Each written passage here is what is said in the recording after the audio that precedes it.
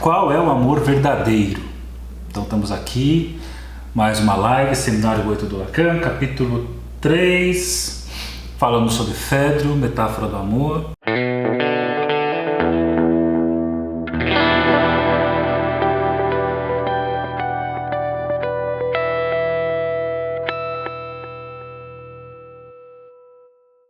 E aí eu fiz uma postagenzinha hoje perguntando qual é o amor verdadeiro.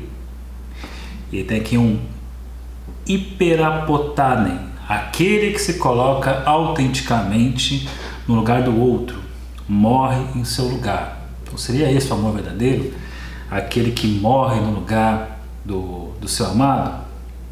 Ou se é para morrer, que morra você, meu amor, né? Se é para morrer, que morra você, meu amor.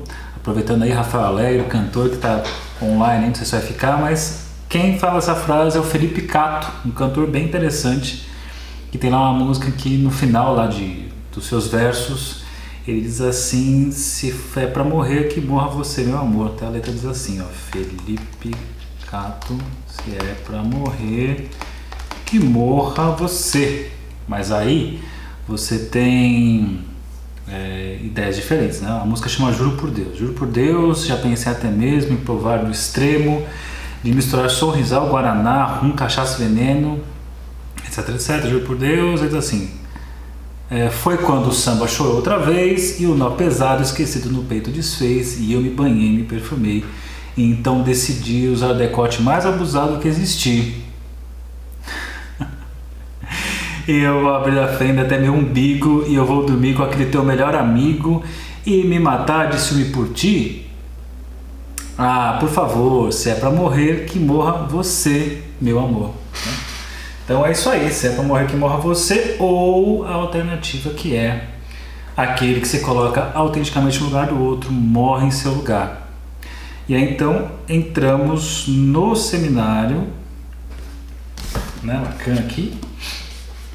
Estamos no seminário no capítulo 3, chamada Metáfora do Amor. Já falamos da parte 0, já falamos da parte 1 e agora vamos para a parte 2. E eu vou seguindo aqui algumas coisas a se pensar, tá? Para conseguir dar tempo aqui, Felipe Cato é muito legal, o show dele, eu fui uma vez só, mas eu achei muito bonito, muito legal, muito rico, assim, uma banda bacana de apoio. Então aqui, ó, como quero passar pelos parágrafos, mas não vou desenvolver todos, eu vou dando umas pinceladas e eu paro em alguns que eu julgue que seja legal fazer comentários. Se vocês tiverem alguma coisa, vocês façam comentários ou depois mandam lá no grupo do Telegram. E aí diz aqui: entremos agora nesse banquete, né? Então o Lacan, ele meio que volta agora e ele está falando do Fedro, mas ele percebe que ele já falou um monte de coisa e que acabou não apresentando exatamente o Fedro na história. Então ele vai dar uma resinha aqui. Algumas coisas interessantes da escrita dele, da fala dele, na verdade, né, que é o seminário. Então do primeiro parágrafo da parte 2, ele fala um pouco da apresentação dos personagens, depois no outro parágrafo fala dos personagens muito sofisticados e depois ele chega aqui, uma coisa curiosa, diz assim, né, ó, o jeito irônico do Lacan, que diz: porque afinal de contas este banquete, tomado em seu aspecto exterior por alguém que nele penetre inadvertidamente, pelo camponês que sai do seu pequeno rincão nos arredores de Atenas, representa, convenhamos, uma espécie de assembleia de tias, como se diz, uma reunião de bichas velhas. Então aí o banquete, uma reunião de bichas velhas. E aí, Giovana, beleza? E aí, caminhando, eu vou chegar numa parte mais específica aqui da frente, tá? Mas só para dar umas pinceladas. Depois vai falar no próximo parágrafo de não deter nas aparências, ok? Depois vai se posicionar, né? Uma coisa também importante para a gente fazer aqui: ele não se posiciona como um filósofo, isso é uma coisa importante, né? A psicanálise não é uma filosofia, o psicanalista não está autorizado a ser o filósofo, né? O filósofo tem lá seu percurso na filosofia, nada impede de existir um filósofo que também é psicanalista e vice-versa, em termos de formação, mas ele se posiciona dessa forma. Acho que isso é legal, porque ele não vai ler o banquete como de um referencial de filósofo, sim, vai ler o banquete de um referencial de psicanalista. E ele fala Nessa parte 2, no capítulo, no parágrafo 5 dessa parte 2, ele diz assim, um pouco embaixo: em primeiro lugar, não está dito que estes nos evitariam deixar escapar alguma coisa importante. E depois, não é cômodo para mim, que não sou filósofo, nem filólogo, nem helenista, pôr-me na pele destes e dar-lhes uma aula sobre o banquete. Então aqui tem muita coisa da filosofia, mas ele não está falando desse lugar da filosofia, né? Se você pegar um pouco, aproveitando a intervenção da Cláudia, o Lacan vai pensar o filósofo como um paranoico, né? O paranoico é aquele que não para de pensar, não para de produzir sentido, não para de construir sentido o tempo todo. Então, não é essa a posição da psicanálise, né? De ficar o tempo todo produzindo sentido para as coisas. Não que todos os filósofos trabalhem dessa forma. Você tem aqueles ali, vou até comentar um pouquinho dele hoje, o Camus, né? Que faz aí a sua posição frente à ideia do absurdo, do sem sentido, e ele não fica tentando produzir o tempo todo sentidos, como faz, por exemplo, o Kierkegaard, né? Kierkegaard já é um cara que fica tentando o tempo todo produzir sentidos, e eles são bem diferentes nesse aspecto. Então, por isso, eu acho que tem algo da filosofia em termos de estratégia, de investigação, mesmo a posição do Sócrates, né? De buscar ali a verdade, caminhar rumo a isso, e tanto é que o Lacan está comparando aqui o lugar de Sócrates ao lugar do analista, mas isso vai se desfazer ao longo dos seminários, né, que ele vai sair desse lugar, né, de dizer que Sócrates seria o primeiro psicanalista, seria o primeiro a fazer as intervenções que um psicanalista faria. Então, de qualquer forma, voltando para cá, ele vai dizer: eu não estou nesse lugar nem de filósofo, nem de filólogo, nem de helenista. O que posso simplesmente esperar é dar-lhes inicialmente uma primeira apreensão dele. Então, ele está só apresentando aqui texto para a gente, e depois ele vai tirar as suas conclusões em cima disso. E aí vem sexto parágrafo, ele também está se posicionando assim. Sétimo parágrafo dessa parte 2, ele está colocando que começou as coisas ao contrário, né? Lembrando em que ele começa falando de Alcibíades, né? Então, uma coisa que eu já disse para vocês nas outras lives, enquanto boa parte de textos e de estudos que fazem do banquete pouco se importam com o final, né? Porque todos fazem um elogio ao amor e todo mundo está levemente bêbado, mas, né, estão de ressaca, eles estão bebendo, mas misturado com água, porque a ideia não era ficar bêbado, e estão ali fazendo meditações e falando sobre o amor, de uma certa forma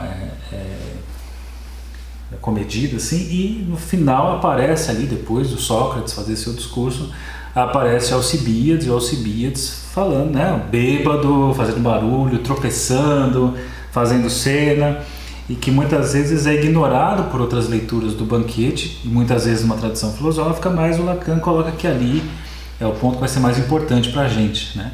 Isso, inclusive, gente, aproveitando aí, que a Úrsula entrou também, aproveitando isso, é aquele ponto que eu falo para vocês desde a primeira live sobre isso, da posição da escuta do analista, que é sempre de uma outra coisa, né? Então, nos interessamos sempre por essa coisa aí que mais ninguém se interessa, né? Como se fosse os caras que se interessam em comprar óleo usado dos lugares, sabe? As pessoas estão interessando em várias coisas, então o cara foi lá comprar óleo usado dos lugares, deixa eu pegar os restos aí. Isso é uma posição que em Freud você encontra desde a interpretação dos sonhos, quando ele coloca ali que os tropeços de linguagem, que era uma coisa que para outros autores era só um acidente arbitrário, o Freud vai chamar isso de sagradas escrituras. Então, por isso que aí talvez ele até já tenha essa posição de olhar para um texto, para aquilo que talvez tenha menos importância aos olhos dos outros, e ele vai para cima do Alcibíades, o tropeço, de estar bêbado. Então, por isso aí tá colocando, né? Vocês me desculpem porque eu abordei as coisas pelo final, e aí vai caminhando. Ele traz aqui sobre os diálogos de Platão e depois faz um comentário aqui sobre as leis do banquete. E aí ele volta aqui, está tentando introduzir o que são essas leis do banquete para falar do Fedro. Eu vou tentar caminhar para chegar logo no Fedro aqui. E ele faz algumas posições. Ele coloca aqui que Fedro é aquele que sugere o tema no fim das contas, né, que traz o tema à baila.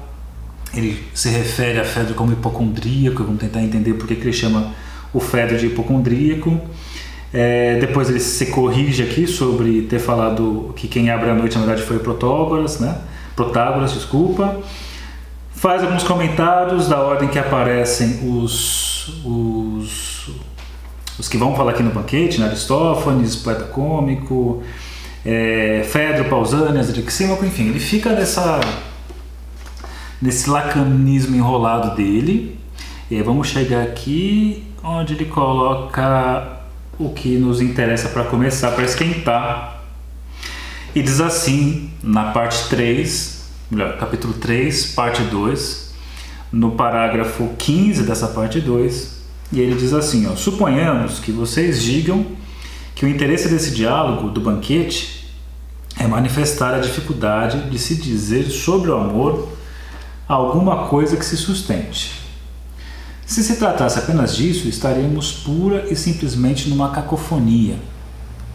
Mas o que Platão, pelo menos é o que pretendo, e não especialmente audacioso fazê-lo, o que Platão nos mostra, de uma forma já mais clara, tornada visível, é que o contorno desenhado para essa dificuldade nos indica o ponto onde se situa a topologia fundamental que impede de dizer sobre amor alguma coisa que se sustente.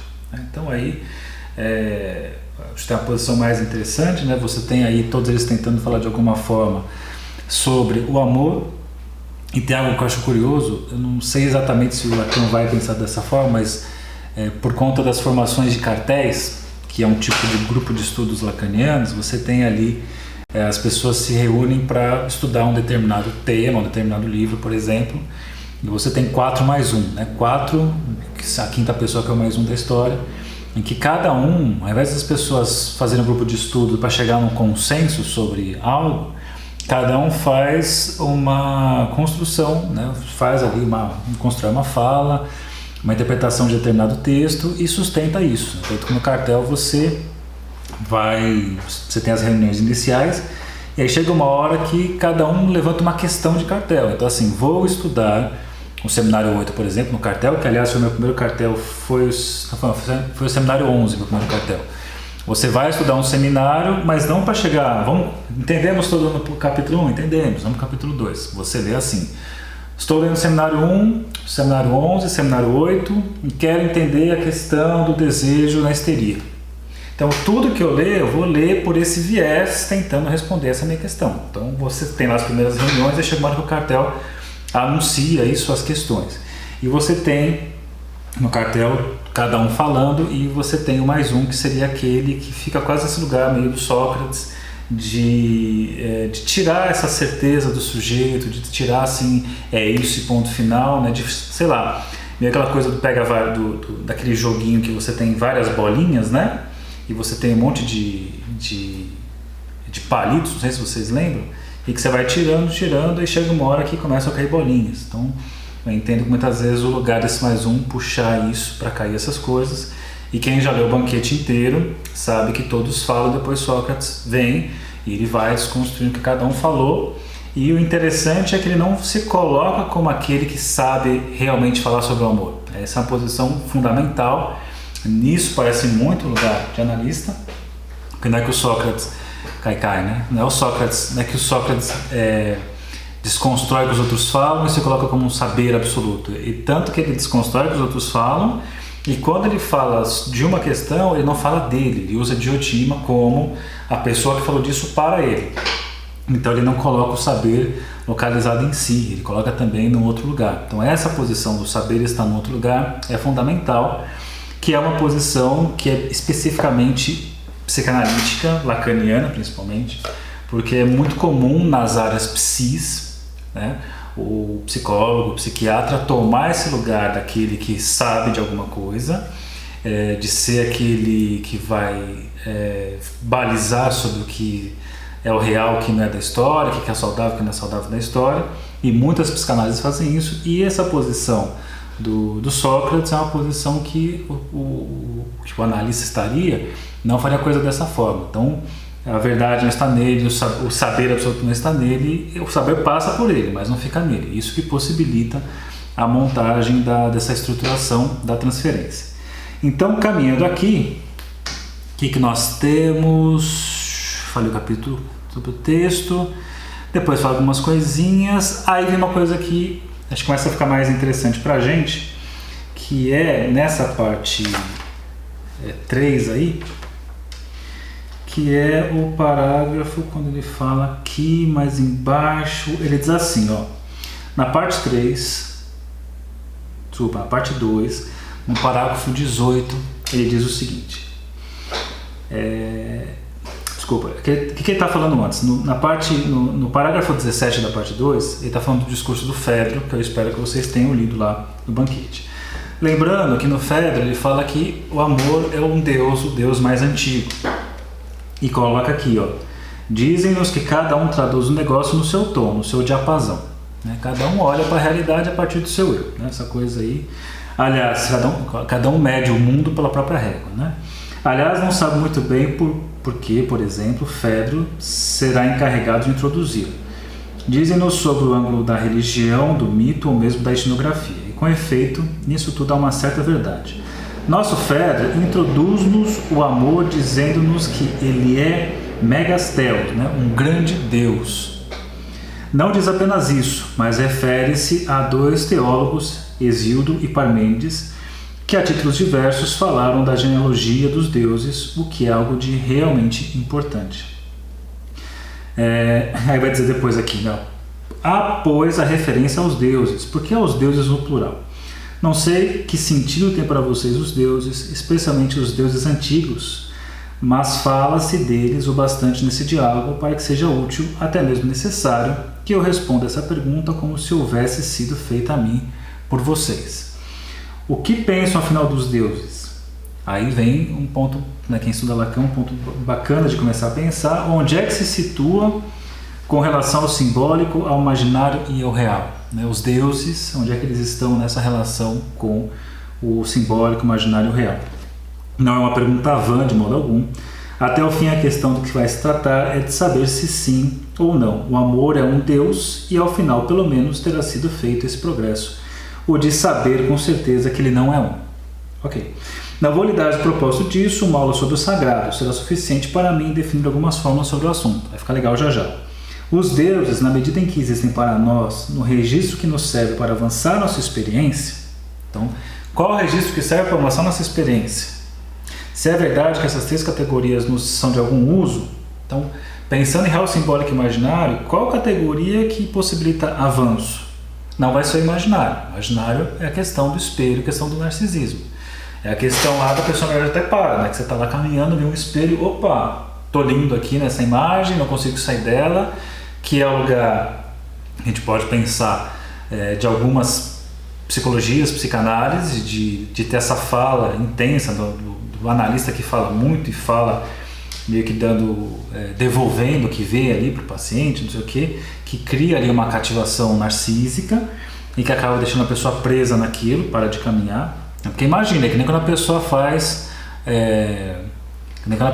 por exemplo, um elogio para você e você se sente preso nesse elogio. Por isso que elogio tem dessas, né? O elogio pode acabar te obrigando a ficar no lugar. Eu estava até vendo, não lembro que eu estava assistindo, mas estava falando, sei lá, era um filme muito ruim provavelmente, e estava falando sobre quem mais chora num concurso de Miss. E aí fala assim, aí o cara fala assim, segundo lugar. Eu falo, não, na verdade quem mais chora é o primeiro lugar, porque ganhou uma vez e depois para tentar, e depois vai conseguir ganhar de novo e fica num sofrimento sem fim por nunca mais ganhar de novo. Então esse lugar aí que você alcança uma vez e depois você tenta ficar, você acaba meio que escravo desse lugar, nesse lugar de tentar ser reconhecido de novo como o primeiro. Então, que tipo de registro nos faz avançar? O amor é mitológico? Eu não sei o que isso quer dizer, mas acho que tem um... Agora, se a gente for pensar no que Lacan falou tempos atrás aqui, que só os mentirosos podem falar do amor, alguma coisa assim, faz um certo sentido, né? A mitologia tem aí uma tentativa de explicação das coisas que existem, né? Você inventa aí narrativas para tentar explicar o real das coisas. Aí se você pega a forma do Lacan, que o amor vem em suplência à impossibilidade da relação sexual, a impossibilidade da relação sexual, né? Então, amor, ele entra como suplente da impossibilidade de fazer um com o outro. Então, como não é possível ter uma unidade com o outro, o amor vem para tentar fazer essa sutura. Então, poderia pensar, aí sim. Nietzsche influenciou o Fedro ao contrário? Não, o Fedro é da época ali, é muito anterior, né? Nietzsche é recente.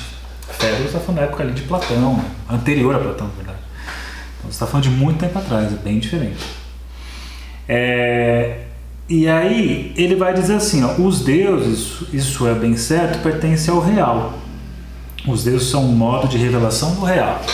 E aí tem coisas legais para tirar aqui pra gente, tanto para a vida quanto para a clínica, né? Eu sei que tem pessoas aqui que estão na clínica e se servem um pouco dessa live para pensar em questões clínicas, mas tem gente que usa para coisas pessoais, para o dia a dia.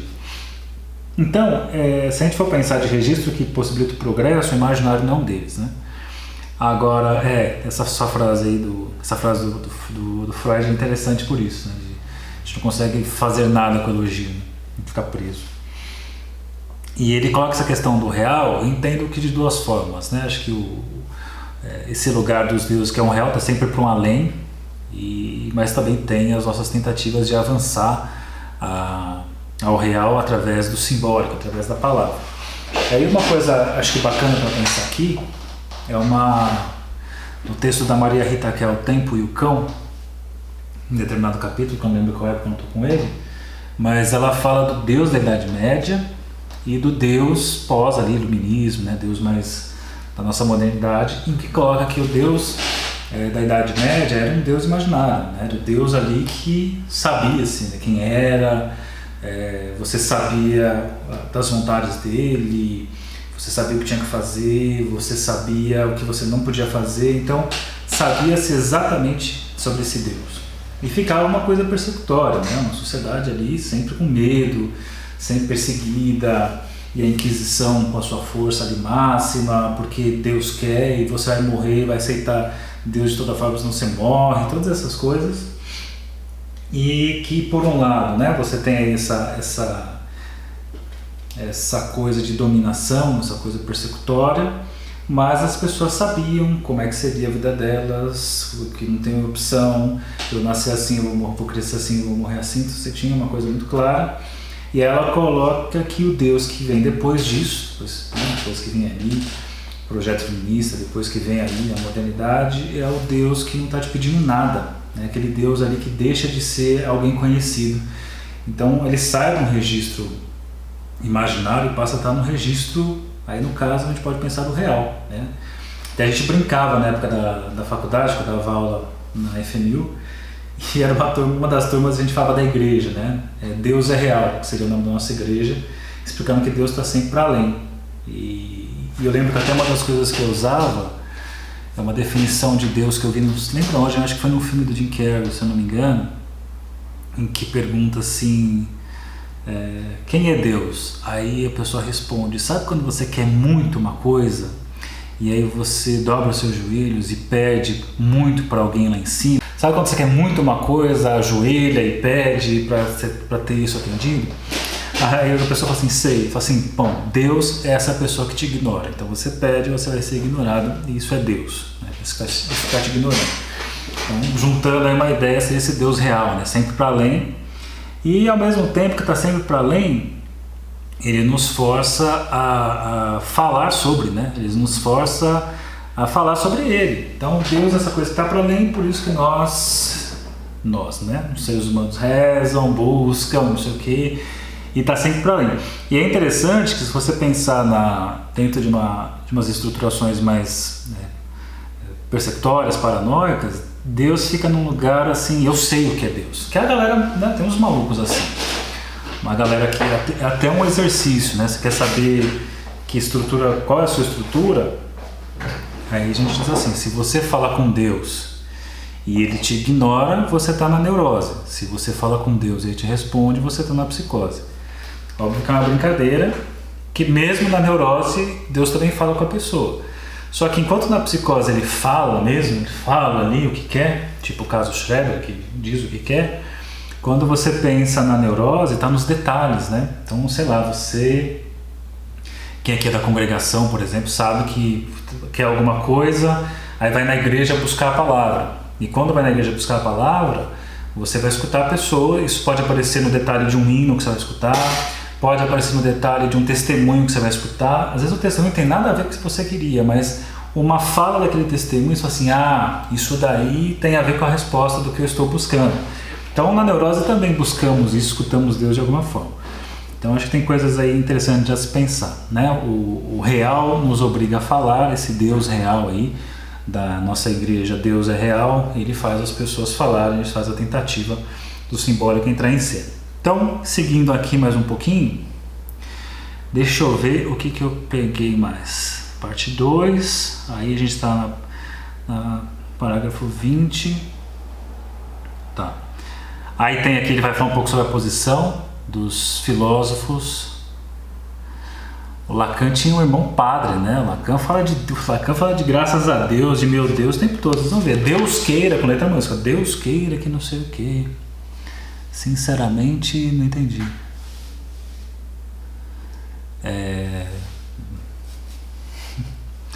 Eu não sei, tem que ler a biografia dele para saber se ele acreditava. Ele fala muito de Deus, né? Mas de uma forma, acho que não misturada aí com a psicanálise, acho que mais como força de expressão.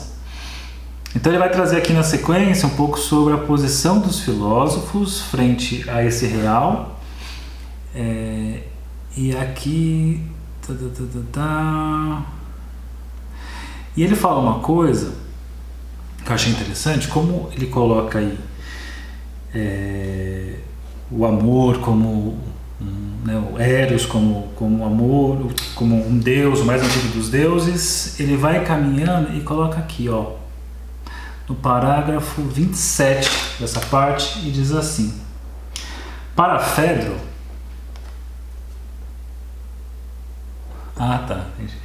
para Fedro, falar de amor é, em suma, falar de teologia. É muito importante que se perceba que esse discurso começa por uma tal introdução, pois para muitos ainda, e justamente na tradição cristã, por exemplo, falar do amor é falar de teologia. Então aí, acho que até a forma como a Bruna aí se posicionou, sinceramente, né? De buscar respostas, a Úrsula colocou, a gente também busca a resposta aqui, né? Você lê o texto do Lacan, você vai lendo, vai que uma hora aparece apareceu alguma coisa que eu entendi. entendi, capítulo 1, entendi. Mas é interessante assim, né? Eu penso muito nessa posição, nessa ideia de frente a esse real, a questão da produção de sentido ou do não sentido. O Lacan, nessa construção, ele fala aqui uma parte, no parágrafo 23 dessa parte 2, ele faz um comentário assim, né? Que alguma coisa ao final dessa empreitada permaneça fracassado. Tem algo aí, né? A forma como o Lacan pensa, colocando essa dimensão do real para Deus, dos deuses da dimensão do real, e pensar, né, Eros nessa dimensão do real. Acho que pensar um pouco nisso, né? Então esse Eros tem a ver com uma produção, eu tenho uma produção de sentido ali, tem produção de sentido, e aí uma sugestão que eu acho que é bacana pensar assim, um pouco a noção de absurdo do Camus, né? O Camus que traz a sua posição do absurdo, né? Que ele vai dizer mais ou menos assim, que nem o homem é absurdo e nem o universo é absurdo. O absurdo aparece quando o homem tenta dar sentido para o universo, tenta controlar o universo, tenta explicar o universo. O absurdo está justamente aí. Então acho que isso daí é interessante de se pensar, porque é muita posição dos sujeitos frente ao real, né? Então, uma distinção bacana de se usar, não vou fazer a construção aqui agora, mas uma das coisas a se pensar existe uma diferenciação entre real e realidade para Lacan. Enquanto o real é essa coisa aí, o universo, né, as coisas que existem e são inexplicáveis, a realidade já passa pelo campo do simbólico, que explica essas coisas, que acha as leis das coisas, que infere leis, que infere nomes e tudo mais. Ou seja, a realidade é um real nomeado. Só que por mais que você controle o real via a realidade, o real ainda é mais forte. Então, por mais que você construa ali, por exemplo, né, uma cidade inteira litorânea, e você entenda todas as leis da natureza até então, aí uma hora vem uma tsunami e mostra o quanto o real é mais forte do que tudo. Então, o Camus vai colocar que a questão do absurdo está justamente nesse nosso confronto o humano com o universo e tentar domar isso, né? Então, para ele a questão é ficar sempre nessa não resolução, né? Sempre fica no certo sem sentido, não tem sentido a coisa, está sempre uma quebra, tem sempre um indizível, né? Fica sempre um resto por vir. E quando você faz uma leitura, por exemplo, comparando a Kierkegaard, né, que já tem uma leitura, né, o pai do existencialismo, e tem uma vertente teológica muito forte, já tem uma ideia de uma produção de sentido. Então, frente ao absurdo, por Kierkegaard, você vai ter a produção de sentido.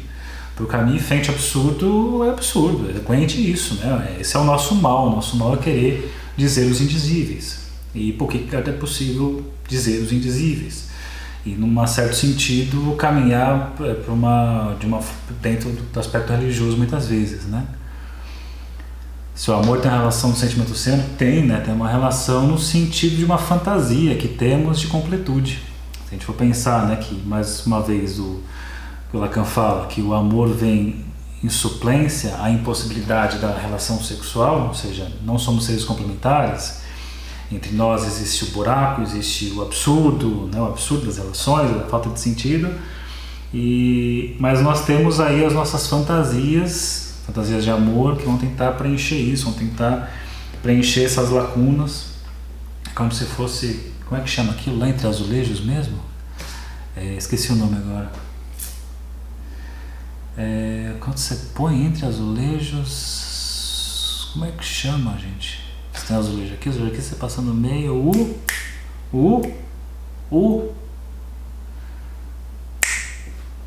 como é que esqueci? Rejunte. O amor é o rejunte. O amor é rejunte, né? Amor é rejunte. Que é até bonitinho, ó. Rejunte, junte de novo. Junte de novo. Você tem uma fantasia de que um dia você foi completo esse sentimento oceânico e aí você sente que você foi separado desse seu outro, da sua completude, da sua mãe, do seu amor, etc e tal, e você vai para a análise visando rejuntar essa pessoa. Então talvez tenha a ver com isso, dá até para pensar sobre essa questão, certo? Então acho que tem uma discussão bacana de se pensar. Eu gosto muito dessa via aí da produção de sentido, da falta de sentido. Acho que isso é uma posição, uma questão ética, assim, que eu penso muito na clínica, trato muito na clínica, penso muito na clínica, debato muito sobre isso. O amor é um trem aqui em BH, mas aí o trem, né, Lelas, é perigoso porque trem significa tudo. Inclusive a música Você Pega o Trem Azul pode significar o trem e qualquer outra coisa pode ser chamada de trem, né? Cabe qual sabe se amar seu modo por porta. Tá, mas tem gente que ama socando o outro, né? Tem várias formas aí de amar. Será que é isso? Mas vamos tentar entender por Lacan a história do cachorro, né? Vou tentar entender por Lacan o que seria o amor, né? O que é a metáfora do amor? Que raios é a metáfora do amor? Então, eu vou pegar aqui na parte 3 e ele vai trazer basicamente aqui, já que agora ele finalmente entra em febre aqui, né? Mais claro, porque ele vai falar de 3 situações, né? De 3 histórias, de 3 personagens, grupo de personagens, para pensar a metáfora do amor. O primeiro grupo vai ter lá a turma da Alceste, vai ter a turma do Orfeu e vai ter a turma do Aquiles. Então vamos tentar entender o que ele está falando aqui. Os efeitos do amor são eminentes em seu nível pela dignidade que revela. Aí veja só que bacana isso, não? Encontramos aqui um tema que desde então ficou um pouco desgastado nos desenvolvimentos da retórica, a saber que o amor é um vínculo contra o qual qualquer esforço humano viria a se quebrar. E aí ele vai dizer mais, né? Um exército feito de amados e amantes, a ilustração clássica subjacente à famosa legião tebana, seria um exército invencível na medida em que o amado para o amante, tanto quanto o amante para o amado, são eminentemente suscetíveis de representar a mais alta autoridade moral, aquela diante da qual não se sucede, aquela diante da qual não se pode ser desonrado. Essa noção alcança no seu ponto extremo o amor como princípio do sacrifício último. Então veja só, O amor como sacrifício último, aí eu pergunto aqui para vocês, ó, sacrifício último, mas sacrifício o quê? Você morrer, foi a postagem que eu coloquei. Qual é o amor verdadeiro? Morrer no lugar desse outro, ou se é para morrer, que morra você, juntando aí a ideia de Lacan com a ideia de Felipe Cato, né? Ó, tem duas situações. Então, vamos ver o que ele fala aqui. Isso daqui que ele trouxe desse amor forte, do sacrifício, isso está no banquete, não se esqueçam. Você sempre tem que ficar voltando aqui, ó. Porque lá do banquete, ó, ele diz aqui, ó, afirma então que todo homem que ama, se fosse descoberto a fazer um ato vergonhoso ou a sofrer de outrem sem se defender por covardia, visto pelo pai, não se envergonharia tanto, nem pelos amigos, nem por ninguém, nem por ninguém mais, como se fosse visto pelo bem-amado. Ele coloca assim: e quando lutassem ao lado do outro, tais soldados, o amante, o amado, né? Tais soldados venceriam por poucos que fossem, por assim dizer, todos os homens. Então, isso que o Lacan está trazendo está aqui, no banquete, no discurso de Phaedra. E aí, vem aqui umas outras coisas. Ele coloca aqui, ó, não deixa de ter interesse, ver emergir aqui a imagem de Alceste. Vocês conhecem Alceste? Então, quando você vai estudar o seminário, assim, o Lacan fica fazendo referência como se você soubesse de tudo, né? Vamos falar aqui de Alceste. O que você tem que fazer? Você tem que recorrer a outros livros, à internet. Então, por exemplo, eu vou trazer aqui, Alceste é, na mitologia grega, uma princesa célebre pelo amor por seu marido. Então, Alceste é essa famosa aí pelo amor ao seu marido, filha de Pélias, rei de Locos. Seu pai prometera aquele que fosse até ele num carro puxado. Peraí, acho que eu tenho uma história melhor aqui. Deixa eu achar uma outra versão. Essa versão aqui não está aqui, ó. Vamos achar. Olha só. Vou pegar aqui Alceste. Olha só. Alceste é, na mitologia grega, uma princesa célebre pelo amor que devota ao seu marido. Seu pai, o rei Pélias, a prometer aquele que fosse até ele num carro puxado por leões e javalis. Admeto, jovem rei de Tessália, a quem Apolo se comprometer a servir durante 1 ano, executa a tarefa com a ajuda do deus e ganha a mão de Alceste. Vamos pegando aí, para entender, porque o que está rolando. Nós precisamos sair desse capítulo aqui entendendo o que é a tal da metáfora do amor, dentro do discurso do Phaedra. Para chegar nisso, o Lacan foi para tudo quanto é canto, né? Que nem quando você vai com a sua avó na 25 de março. Eu falo, ler Lacan é como ir com uma avó na 25 de março.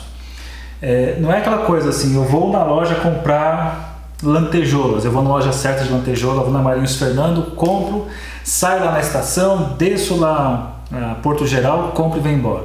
Com Lacan, é como se você saísse da estação do metrô, você sabe que sai na Marinhos Fernando, aí você entra na primeira loja de fantasias que tem aqui e vê, pergunta preço, quanto que é isso aqui? Quanto que é isso aqui? Aí você sai, você atravessa a rua, vai nas lojas de prata, sobe lá o prédio das pratas e vai ver prata, quanto que é isso aqui? Tá, prata. Aí desce, aí sai mais um pouquinho, aí você anda pra cá, vai ter não sei o que, aí vai parar pra comer churrasquinho grego, aí você vai passar não sei onde, e chega uma hora que você vai no Marinhos Fernando e pega lá a sua lantejoula que você tanto queria. Então, ler Lacan é dar uma volta com a avó na 25 de março, ou com uma tia, ou com alguém que vocês, certeza que vocês têm alguém na família que é assim. A minha avó não é assim, minha avó não é mais viva, mas não era dessa forma, mas eu conheço pessoas que eu já fui para alguns lugares que você vai entrar em lugares, né? Cansa não, Bruno. Você não pode cansar porque a análise é isso. Se você se cansa, o que a gente tem que pensar é o seguinte. O Lacan, quando escreve assim, ele está preparando a gente, cara, porque as pessoas são assim falando no consultório. Elas falam, vão para cá, vão para ali, voltam. Você está disposto a escutar, vai disposto a escutar, vai escutando, vai escutando. Então, voltando, aproveitei, dei uma de Lacan aqui, fui lá para a lojinha da prataria, já voltei para Porto Geral, isso que eu vou passar no Mercadão ainda para comer o pão com mortadela. Então, voltando para cá, então diz aqui, ó, então, admito, consegue a mão da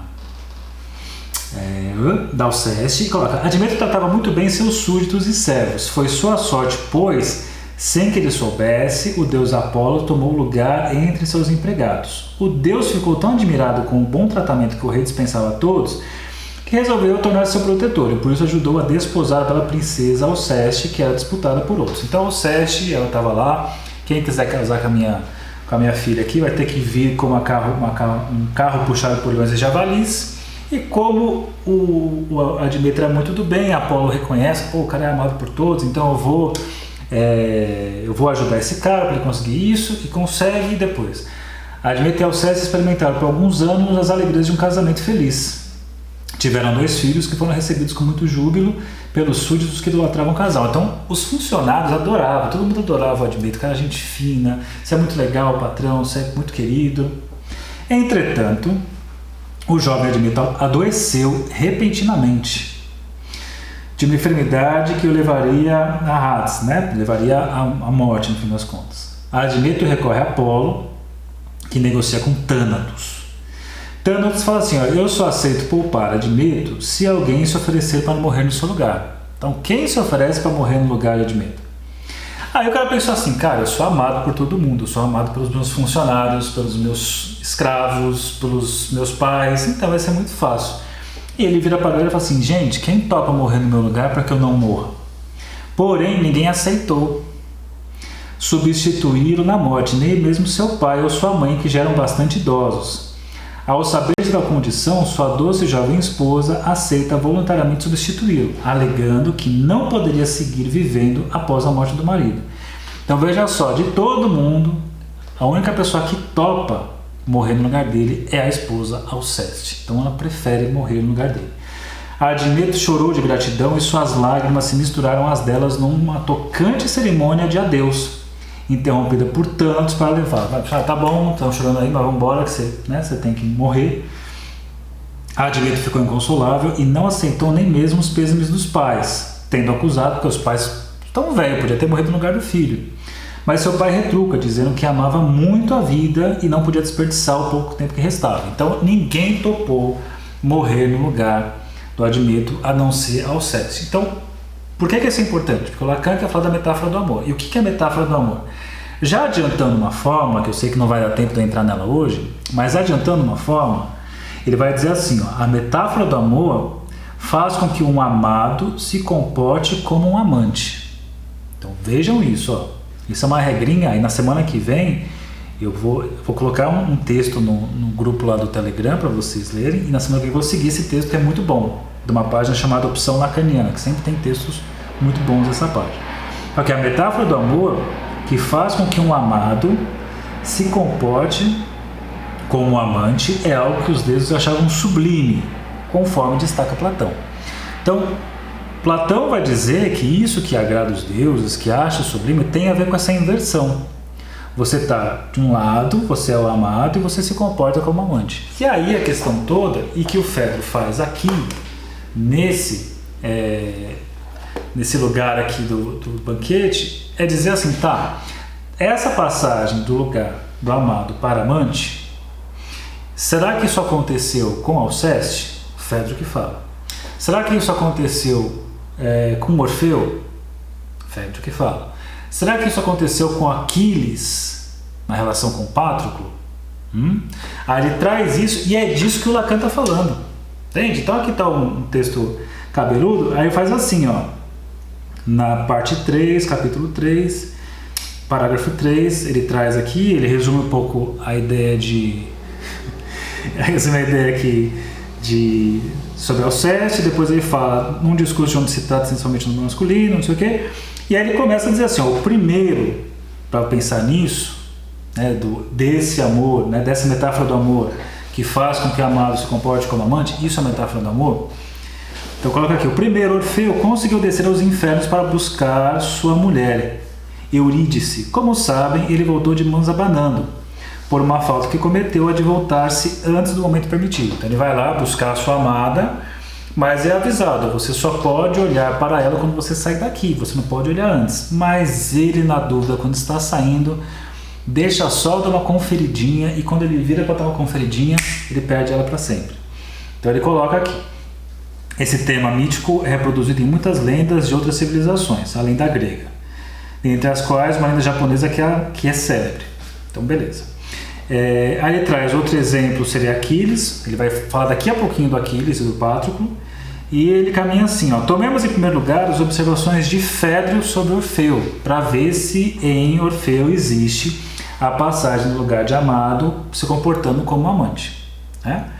Então põe aqui, ó: o que nos interessa aqui é o comentário de Fedro, não importa se ele vai ao fundo das coisas, nem se isso é justificado, não podemos ir até lá. O que nos importa é aquilo que ele diz, e é justamente a estranheza do que ele diz que nos deve deter. Então o que ele vai falar aqui sobre Orfeu, que é o parágrafo 8, é o parágrafo 8 dessa parte 3 do capítulo 3. Ele diz: ele nos diz de Orfeu, filho de Iagro, que os deuses não gostaram nem um pouco do que fez. A razão que dá para isso encontra-se na interpretação que propõe do que os deuses fizeram a esse sujeito que não era tão bom assim, um moleirão.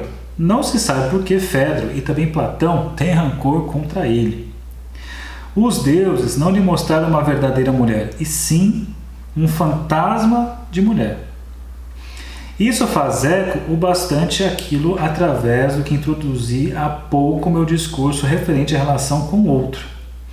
A saber, a diferença que existe entre o objeto de nosso amor, enquanto recoberto por nossas fantasias, e o ser do outro, na medida em que o amor fica se interrogando para saber se pode alcançá-lo. Isso daqui lembra alguma coisa para vocês? Então, de novo, ó. A diferença que existe entre o objeto de nosso amor, enquanto recoberto pelas nossas fantasias, objeto, e o ser do outro. Isso lembra aqui, ó, o Mustafa, que nós falamos na semana passada, que justamente tem essa posição aqui, ó. Veja só, por isso vocês têm que voltar para os textos, tem que ficar assim: eu tô aqui, eu tô com o computador aberto, tablet aberto, livros abertos, tá uma bagunça, porque para estudar você tem que ficar puxando um monte de coisa. Então ele fala aqui, ó, por isso que eu vou montar meus cursos, demora, dá trabalho, né? Então, para cada aula que eu monto, tem que ficar trocentas horas lendo, escrevendo e pensando no jeito mais fácil de dizer. Que ele diz aqui, ó, cadê?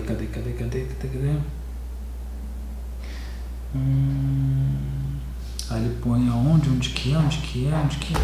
Não acho. Ele aqui, ó: o milagre do amor acontece, diz Lacan, porque esta a via para atingir o ser do outro.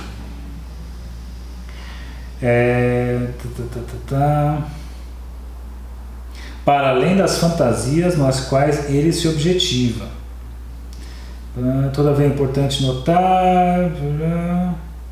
E ele coloca: o ser do amante é o de uma falta cujo objeto este último não conhece. Então, só para retomar aqui essa frase do Freud, né? Se ama, sofre, se não adoece. Então temos aqui isso. Então vamos seguir mais um pouquinho com o Lacan para ver o que ele coloca. Aí diz assim, né? É realmente esse ser do outro que nos diz de Fedro. Vemos aqui Alceste substituindo a morte. Então veja, pensando que tem essa mudança do amado que se comporte como amante, isso sim produz a metáfora do amor, né? Isso sim é a metáfora do amor. Aí ele fala, pegando aqui uma das histórias mais bonitas de amor, que é Orfeu, ele fala assim: isso daí não é porque não rolou, não se produziu a metáfora do amor porque teve um engano, porque não teve uma troca de lugares, porque ele se enganou, ele foi enganado, então ele lidou com uma fantasia do objeto e não com o ser. Aí ele fala assim: vamos tentar achar outra história que consiga ter feito isso. E põe: por isso, vemos aqui Alceste substituindo a morte. Encontrarão no texto esse termo que não se poderá dizer que fui eu que pôs ali: hiperapotonem. A substituição, a metáfora. Então essa palavra, coloquei lá na postagem de hoje, aquele que se coloca autenticamente no lugar do outro, de que lhes falava há pouco, é aqui realizada no sentido literal. Então, qual que é o problema? Essa modificação de lugares, né, do amado no lugar se comportando como amante, Orfeu não conseguiu. Alceste conseguiu. A Lacan vai dizer, ela fez a coisa ao pé da letra, né? Ela fez a coisa ao pé da letra, ela realmente morreu no lugar do marido. E aí o Lacan introduz Aquiles na história e vai dizer que Aquiles, sim, ele faz uma operação que produz a metáfora do amor. E não sei se vocês lembram, mas o Aquiles vai lá na guerra, né, tá lá na guerra, não sei o quê, e uma hora ele desiste de lutar, vai embora, só que daí o Patroclo vai no lugar dele, né? E usa lá as roupas dele, e aí tem todo um papo que eles eram amantes, primos, sei lá, um monte de coisa, e ele morre. E daí o Aquiles volta para a guerra para justamente morrer, porque já foi dito lá na profecia de que ele iria ser morto. Tanto é que o Aquiles foi criado como uma menina por muitos anos, porque a mãe sabia da profecia e não queria que ele fosse para uma guerra. A profecia diria que ele morreria em guerra. E por mais que ele tenha sido imerso, né, no rio para ficar imortal, não sendo nos seus calcanhares, que foi segurando pelo calcanhar, a mãe sabia da profecia. E profecia é profecia. Na Grécia, cara, ferrou, né? Mitologia grega falou, vai acontecer, não tem jeito. E então eu sabia disso. Ele foi criado como menina para não ter o risco de ir para a guerra, para morrer na guerra. Então acontece dele ir, acontece dele desistir e ir embora, e ficam até aliviados, putz, ele não vai morrer no seu destino trágico. Só que daí o Patroclo vai no lugar dele disfarçado e aí matam o Patroclo. E é a hora que ele fica puto e vai voltar para a guerra. Só que ele sabe que se ele for, ele vai morrer. E ele topa ir atrás. E aí o Lacan enxerga que aqui sim aconteceu, né? Aqui teve sim uma... Não vai dar tempo de eu ler essa parte aqui, mas só em linhas gerais para a gente finalizar o raciocínio, depois eu retomo aqui na semana que vem. Que aí sim você tem uma substituição não literal, né? O Patroclo morre e na sequência o Aquiles vai atrás, e aí tem uma inversão, que é a produção da metáfora do amor. Não vou falar disso agora, mas só para entender um pouco. Quando você fala metáfora, a metáfora tem a possibilidade de substituição, né? Tanto é que nós falamos que a fala metafórica é uma conquista que leva tempo para acontecer. E que nisso, inclusive, de forma muito resumida, é o que diferencia uma fala neurótica de uma fala psicótica. Em que a fala neurótica é uma fala metafórica, enquanto a fala psicótica é uma fala literal ao pé da letra. Para pensar nisso, você pode pegar o caso das irmãs Papin, e que elas querem se livrar das observações das patroas, e literalmente elas assassinam e arrancam os olhos fora, ao pé da letra, né, das patroas, e jogam fora para evitar as observações. Então ali você vê que a linguagem não é metafórica. Vou arrancar seus olhos para parar com as observações, e ao invés de ser uma metáfora, né, vontade de arrancar seu fígado, vontade de dar um soco na sua cara, você não vai fazer, você vai lá e faz. Quando você pensa na Alceste, o que ela faz... Obrigado, Flora, minha sogra aí. Quando você pensa na Alceste, ela troca de lugar literalmente com o marido. Quando você pensa no Aquiles, ele não troca de lugar exatamente, né? Ele faz aí uma sequência, né? Ele vai e ele vai atrás, e nesse ato ele consegue fazer essa passagem, né? Peraí, tá travando aqui. Ele consegue fazer essa passagem do amado se comportando como amante. Então isso vai possibilitar, então a metáfora do amor tem a ver com essa possibilidade de substituição. Então o amor, e aí pensando aqui na fala que a gente colocou, quem ama sofre, quem não adoece, foi a Esmeralda que colocou, e quem não ama adoece no sentido de ficar preso no seu narcisismo, numa paranoia, né?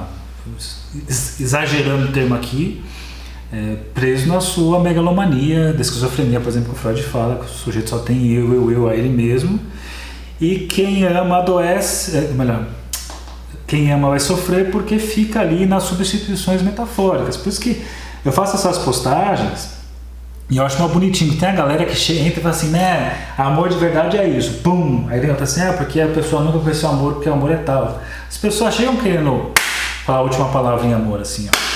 Mas sabemos que não é assim. Amar é a coisa que você faz amando, amando, amando, amando, e vai fazendo isso. Opa, não é amar amando no sentido de obrigação, né? Amando de fulano estou aqui. Mas amando é uma coisa, um processo que você vai continuar sempre fazendo. Então essa ideia acho que é bacana de pensar que você sofre com amor porque falta palavras para dizer te amo. Isso é um pagode, né? Falta palavras, eu amo você. Isso é um pagode antigo, que eu não lembro qual que é. Também é Roberto Carlos, não tenho tanto para lhe falar, mas o Roberto, eu não sei, deu muita mancada com os outros cantores, então, enfim, vou ficar com o do pagode. Falta palavras para dizer, não lembro o que era isso, mas enfim. Então é isso aí, atravessamos mais um pouquinho, eu acho que é trabalhoso mesmo, eu não sei, vamos seguindo aí mais uns tempos de estudo do Seminário 8, e até a nossa próxima live seminário na semana que vem, em que falaremos de psicanálise, pagode antigo, Platão e outras coisas mais. Beleza? Se tiverem questões, coloque lá no Telegram, no Saulo Durso Ferreira Psi. E eu vou sair daqui que tá um puta de um calor dos infernos, Eduardo aí. Que pagode é esse, Eduardo? Você que manja das músicas. Eu vou descobrir aqui antes de finalizar essa live. Falta palavras, é isso? Pra dizer que amo você. Que lembro que até tocava na Rádio Cidade. Pagode.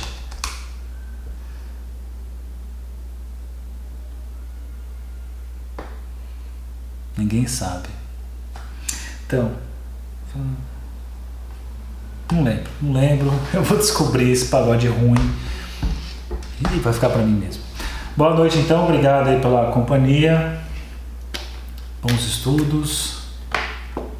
Falta coragem para dizer. Falta coragem, né? Não é falta palavra. Peraí que temos uma pagodeira nos ajudando. E então foi ato falho meu. Falta coragem para dizer que eu amo você. Peraí. Negritude Júnior, é isso mesmo, ó, isso aqui, ó. Timidez é minha covardia outra vez, é dia de agonia, sem você, noite fria é a minha. Não tem nada a ver, ele fala assim, né, ó. Não dança nossa dança, amor é meu segredo, não tenho medo, meu coração. Falta coragem, falta coragem para dizer, não é falta palavras para dizer. Isso foi um erro meu, uma falha minha, mas tá aí, né? Tem que se arriscar. É falando que se falha. Boa noite para vocês, boa semana e até a nossa próximo encontro aqui.